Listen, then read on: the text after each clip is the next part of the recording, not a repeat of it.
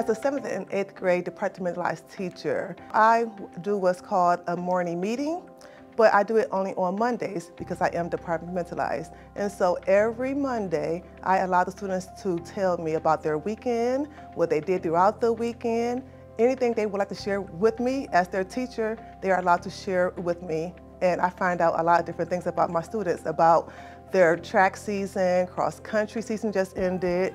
Some students and I, we share a passion for volleyball. I also learn things about students such as if their parent may work third shift at night, then they are the ones who are responsible for getting their siblings up for school the next morning or for fixing their dinner the evening before. So I learned quite a bit of things during my morning meetings, but I also don't stop it there. I also speak to kids in passing in the hallways during transitions. The kids like to stop by my desk or by my classroom to say hi, good morning, share things with me on their way to their next class or after class. So I find different times to interact with my students to learn about them and the various things that they do in their lives. Academically, I do an interest survey at the beginning of the school year, that first week of school, getting to know your students. And so on the interest sheet, they tell me a little bit about themselves. They tell me which subjects they like, which subjects they do not like, which subjects they struggle with, and then they say why they may struggle with that subject, or they may state why they like the subject. And so therefore, I get that little deeper understanding of which students may need a little bit more support mathematically. Proportional relationships, which also the students have to know about the constant of proportionality. And so there's a lesson where I have the students get all hands-on using what they know. And so they make an anchor chart with 4 different parts. So you have the scenario, and then you have the table, the graph, and then finally the equation.